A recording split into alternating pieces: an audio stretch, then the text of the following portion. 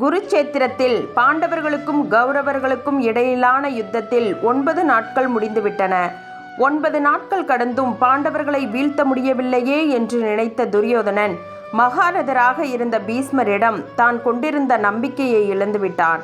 தாத்தா பீஷ்மர் பாண்டவர்களை ஒழிக்க வேண்டும் என்ற உறுதியுடன் போரிடவில்லை என்றே நினைத்தான். தன் எண்ணத்தை மிக கோபத்துடன் பீஷ்மரிடம் தெரிவித்தான். துரியோதனனின் கடுமையை கண்ட பீஷ்மரும் அதே கடுமையுடன் மறுநாள் போரில் பாண்டவர்களை அடியோடு வீழ்த்துவதாக சபதம் செய்தார். ஆனால் துரியோதனனோ, பாண்டவர்களை வீழ்த்துவேன் என்று சொல்லாதீர்கள், அவர்களை போரில் கொல்வேன் என்று சொல்லுங்கள் என்றான். செஞ்சோற்று கடனை தீர்க்க வேண்டுமே என்பதற்காக பீஷ்மரும் அப்படியே ஆகட்டும் என்று கூறிவிட்டார். அதே தருணத்தில் பாண்டவர்களின் பாசறையில் இருந்த கண்ணன் லேசாக சிரித்தான். அவனுடைய சிரிப்பின் காரணம் அங்கிருந்த பாண்டவர்களுக்கு புரியவில்லை. சற்று நேரத்திற்கெல்லாம் பீஷ்மர் செய்த சபதம் பாண்டவர்களுக்கு தெரிய வந்தது. அர்ஜுனன் உட்பட அனைவருக்கும் கலக்கம் ஏற்பட்டுவிட்டது. பிதாமகர் பீஷ்மர் எவராலும் வெற்றி கொள்ள முடியாதவராயிற்றே. நன்றி கடனுக்காக அவர் துரியோதனன் பக்கம் இருந்தாலும் தர்மம் வெல்லும் என்று நமக்கு ஆசி கூறியவராயிற்றே. அவரே இப்போது நம்மை ஒழிப்பதாக சபதம் செய்திருப்பதால் நிலைமை நமக்கு பாதகமாகத்தானே இருக்கும் என்று நடுங்கினார்கள். பாண்டவர்களின் இந்த சோர்வையும் கலக்கத்தையும் கண்ட பாஞ்சாலி மிகவும் கவலை கொண்டாள். இனி தன்னுடைய சபதம் என்னாவது? போரின் திசையே மாறிவிடும் போலிருக்கிறதே. இந்த கண்ணன் என்ன ஆனார்? அவருக்கு இதெல்லாம் தெரியுமா? இப்படியெல்லாம் பாஞ்சாலி நினைத்து கொண்டிருந்த போதே கண்ணன் அங்கே வந்து சேர்ந்தான். பாஞ்சாலியை பார்த்த கண்ணன், சத்தம் செய்யாமல் என் பின்னால் வா என்று மிக மெல்லிய குரலில் கூறி அந்த நள்ளிரவில் அவளை எங்கேயோ அழைத்து சென்றான். போர்க்களத்தினூடே கண்ணன் நடந்து சென்று கொண்டிருந்தான். ரணகளமாக மாறியிருந்த யுத்த பூமியில் மரண அவஸ்தையில் வீரர்கள் எழுப்பிய அவல குரல்களின் ஒளி அந்த பிரதேசத்தையே அமானுஷ்யமாக மாற்றியிருந்தது. ஆனாலும் கண்ணன் உடனிருக்கிறான் என்ற தைரியத்தில் பாஞ்சாலிக்கு சிறிதும் அச்சம் ஏற்படவில்லை. எதையும் பொருட்படுத்தாமல் கண்ணனின் பின்னால் தொடர்ந்து சென்று கொண்டிருந்தாள். யுத்த களத்தை விட்டு சற்று விலகியதும் மற்றொரு சத்தம் கேட்டது. அரச குலத்தில் பிறந்தவள் ஆதலால் பாஞ்சாலி அணிந்திருந்த விலையுயர்ந்த காலணிகள் எழுப்பிய ஓசைதான் அது. திடீரென்று ஓரிடத்தில் நின்ற கண்ணன் பாஞ்சாலியை பார்த்து, சகோதரி, உன் காலணிகள் மிகவும் சத்தம் எழுப்புகின்றன, அவற்றை கலட்டி போடு என்று கூறினான். பாஞ்சாலியும் அப்படியே காலணிகளை கலற்றி வீசினாள். பின்னர் தொலைவிலிருந்த ஒரு கூடாரத்தை சுட்டிக்காட்டிய கண்ணன், பாஞ்சாலி, நீ எவரும் அறியாமல் அந்த கூடாரத்திற்கு செல். உள்ளே குறுக்கும் நெடுக்கமாக நடந்து கொண்டிருக்கும் மனிதரின் காலில் விழு. மற்றபடி ஏன், எதற்கு என்றெல்லாம் கேட்காதே என்றான். பாஞ்சாலியும் கண்ணன் சொன்னபடியே கூடாரத்திற்குள் சத்தம் செய்யாமல் நுழைந்தாள். அங்கே ஒரு மனிதர் குறுக்கும் நெடுக்குமாக நடந்து கொண்டிருந்தார்.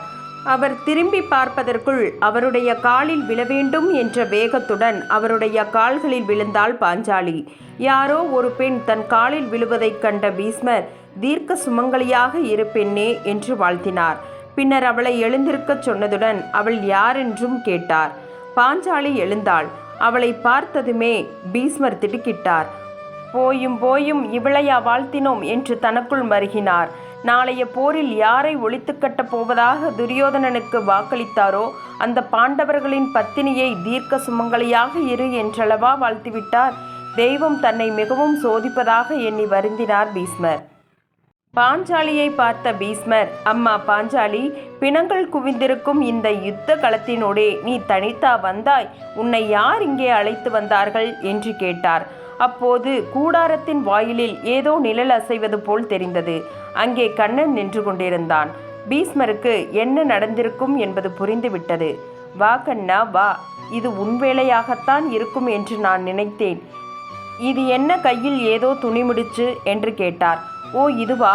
பாஞ்சாலியின் பாதணிகள்தாம் இவை. அதிக ஓசை எழுப்பவே கலற்ற சொன்னேன். அதைத்தான் என் உத்தரியத்தில் முடித்து வைத்திருக்கிறேன் என்றார்.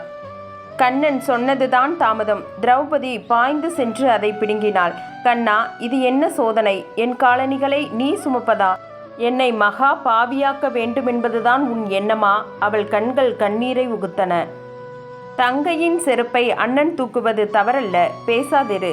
பெரியவர் பீஷ்மரிடம் உன் கோரிக்கையை சொன்னாயல்லவா என்றான் கண்ணன். பீஷ்மர் குறுக்கிட்டு, மாயவனே, அவள் ஏதும் என்னிடம் சொல்லவில்லை. ஆனால் நான் என்ன சொல்ல வேண்டுமென்று நீ தீர்மானித்திருக்கிறாயோ அதை நான் அந்த பெண்ணுக்கு ஆசிமொழியாக சொல்லிவிட்டேன். நீ பொல்லாதவன். உன்னை அபயம் என்று எண்ணியிருப்போரை காக்க அவர்களின் பாதணிகளை கூட தூக்குவதற்கு நீ தயங்க மாட்டாய். பாண்டவர்களுக்கு உன் அருள் இருக்கும்போது இந்த பீஷ்மனால் அவர்களை என்ன செய்துவிட முடியும்? கோபாலா, நீ யார் என்பதை நன்றாக அறிந்தவன் நான். ஏதோ உணர்ச்சி வசத்தில் என்னால் எல்லாம் ஆகுமென்று நினைத்து விட்டேன். அந்த தவறை சுட்டிக்காட்ட பக்தர்களை ரட்சிக்கும் பக்வத்சலனாக இப்படி பாஞ்சாலியின் பாதணிகளை சுமந்து வந்து நிற்க வேண்டுமா என்று வினவினார். பிதாமகரின் கண்களிலும் நீரருவிகள் கொப்பளித்தன. பக்தர்களை காக்க உமக்கு இணையானவர் யார்? தாங்கள் பாண்டவர்களுடன் இருக்கும்போது அவர்கள் ஏன் பயப்பட வேண்டும் என்றார் பீஷ்மர். அதற்கு திரௌபதி, தாத்தா, தங்கள் வாக்குறுதியில் நாங்கள் கலக்கமுற்றோம் என்றாள். கடவுளின் அவதாரமான கிருஷ்ணர் உங்களோடு இருக்கும்போது இந்த சாதாரண மனிதனின் வாக்குறுதி என்ன செய்துவிட முடியும்? அவர் உன் பக்கத்தில் இருக்கும்போது எந்த தீங்கும் நேராது என்றார் பீஷ்மர். இவ்வாறு தாங்கள் வந்த வேலையை நல்ல விதமாக முடித்துவிட்டு கிருஷ்ணரும் திரௌபதியும் பீஷ்மரிடமிருந்து விடைபெற்றனர். ஒரு பக்தர் கிருஷ்ணரை நினைத்தவுடன் அவர் அவனுடைய இதயத் தாமரையில் தோன்றுகிறார். அவர் செய்த உதவி உடனடியாக தெரியாவிட்டாலும் கிருஷ்ணர் எப்போதும் தன்னுடைய பக்தர்களுக்கு உதவ தயாராக இருக்கிறார்.